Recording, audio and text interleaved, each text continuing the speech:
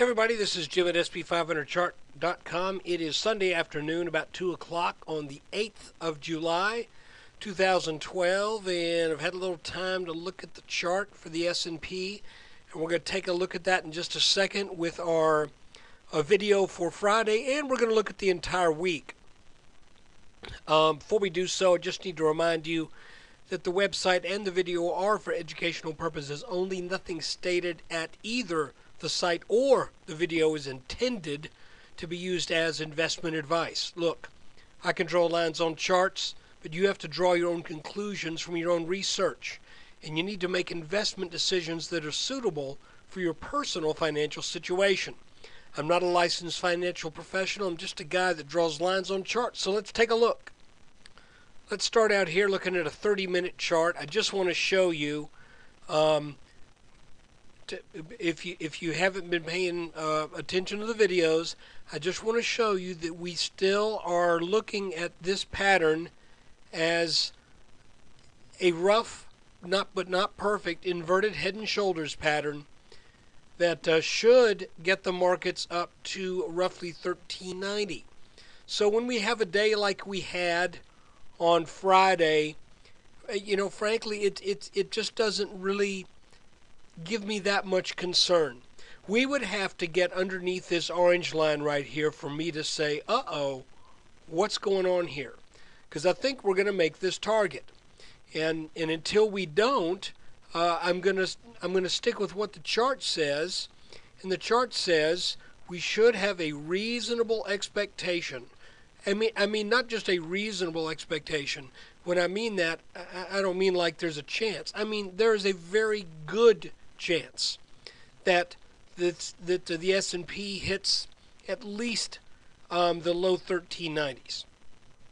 So with that in mind, I am not worried with the action as it unfolded last Friday. Now, I want to show you that now if we look at an hourly chart, we'd been, well, I say we, I guess the real answer to that is I had been drawing this line from the top of the right shoulder of this past spring's head and shoulders top, and I drew that down across this top right here because I felt that this might be an area that this line may have some technical significance, and that is about where we got our bounce on Friday. This line moved just a tad. If I move it again to its proper place and move in on a 10-minute chart, you can see that within maybe 1 point we bounced on this line. Additionally, the way it bounced, and I think I may have mentioned this before, that this kind of was having a or it might have been back here. I don't remember, to be honest with you, but this still has the same look here that we had back there, and that is a swift downward move and then just kind of meandering down a bit that sets up a rally. Now, I want to remind you the difference between a downward move and then still downward pressure, but with the price taking place in a small descending area. This, to my mind, God, I don't know why. There we go. To my mind, when you see this, it looks to me like it almost always sets up at least a short-term bounce, or this a short-term move in the direction contrary to what this little pattern is right here. We'll find out a little bit more about that tomorrow morning, won't we? But you can see that it has happened a number of times. Back here on the 25th, we had that big, pretty good sized gap down, and then we just sold down in this little channel here. Then it started to break out, and that started a pretty nice rally.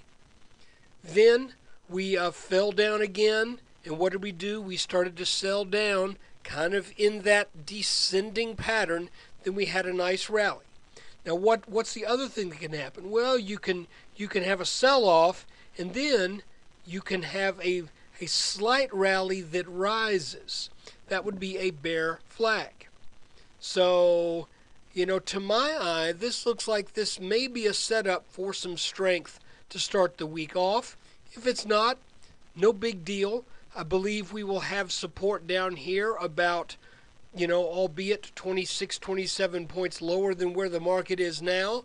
But, there's going to be days that are volatile. So let's see going into a Monday, the 9th, if this green line holds. If it does, then I would expect the market to rally back up and probably get up into the 1380s and even the very low 1390s within a few days. That is entirely possible. If that doesn't happen, that's fine too. Then we come down. If we get down to this orange line here, that might be a nice spot to add to some positions, because this orange line has a little history to it. You can see that it is the head of the inverted head and shoulders. It also is over the next. What's the best way to put this? Well, over the lows of late June, essentially. So I believe this line could hold nicely. We also have a little confluence here. We have this neckline of this small inverted head and shoulders pattern.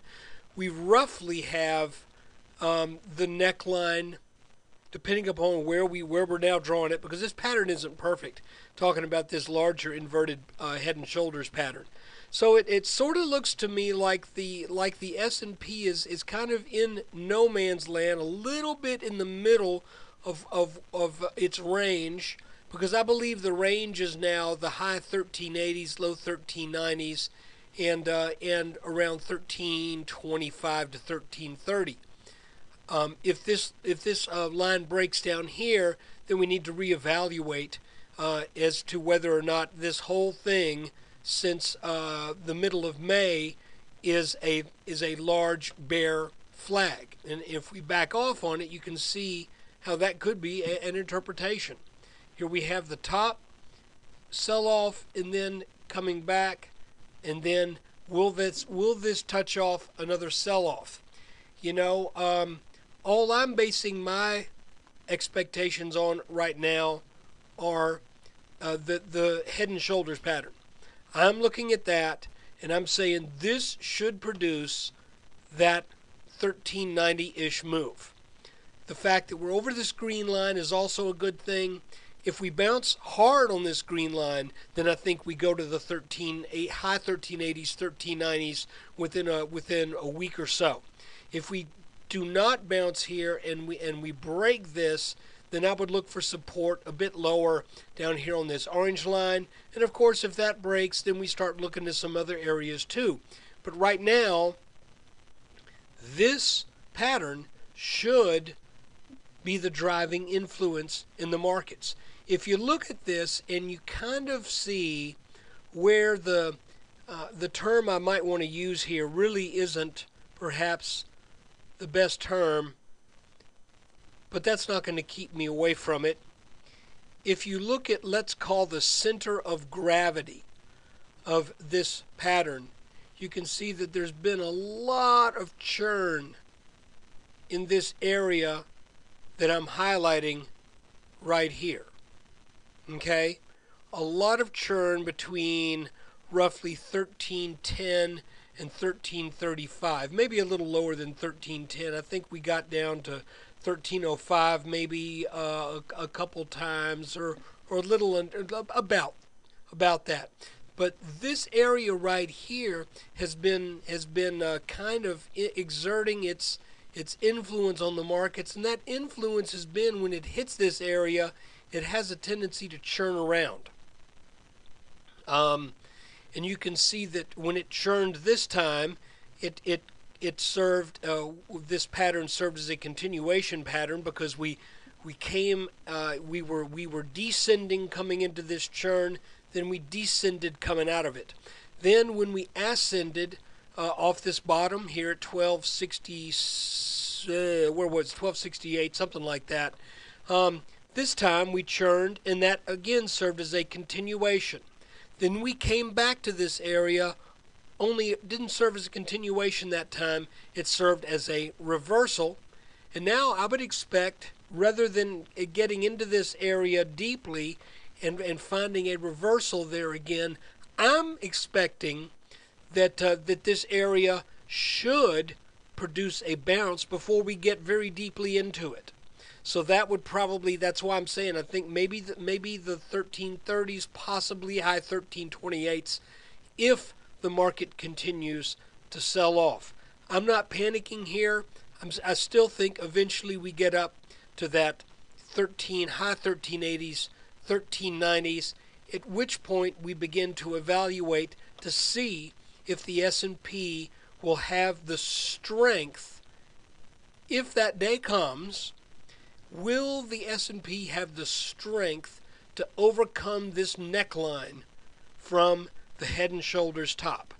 Again, if we look at a 2-hour chart, my lines are going to get a little screwy, but there's our Head and Shoulders top. There's our neckline.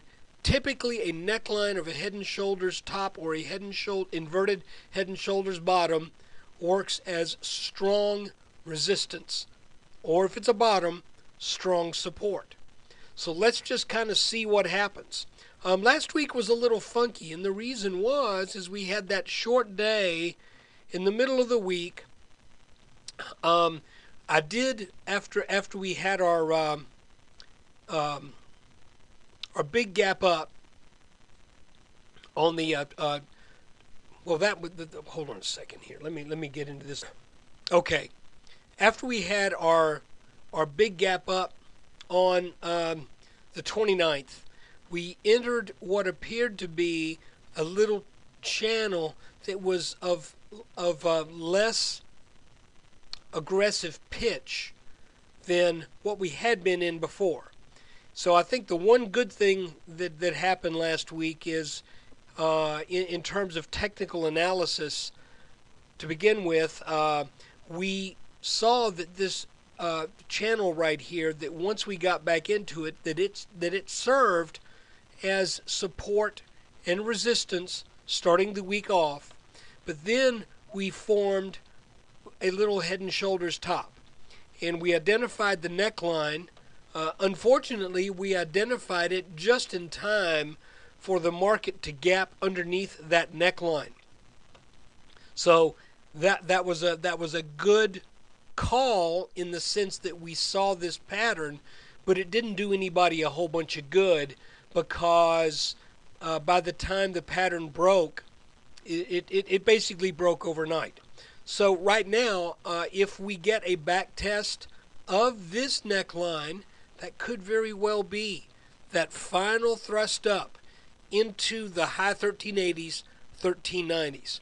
So let's just kind of see if that's what we get. Let's see if this little flaggish pattern that's descending that we got on Friday, let's see if that produces a bounce the same way it did on the 28th or the same way it did on the 25th. So guys, I appreciate you taking time out of your day to watch this. And I want to thank you for your time and attention. If you're a subscriber, thank you so much for your support. If you're not, enjoy the weekend updates. And guys, I'm now posting all of the videos once a week. I used to do Mondays and Tuesdays videos released on Wednesday. Sometimes I just don't have the time to do that. So please forgive me for that. But still, all videos eventually end up being released to everyone on a delayed basis. So everyone can look back in hindsight and see if this kind of analysis works. So look, thanks for watching. Take care.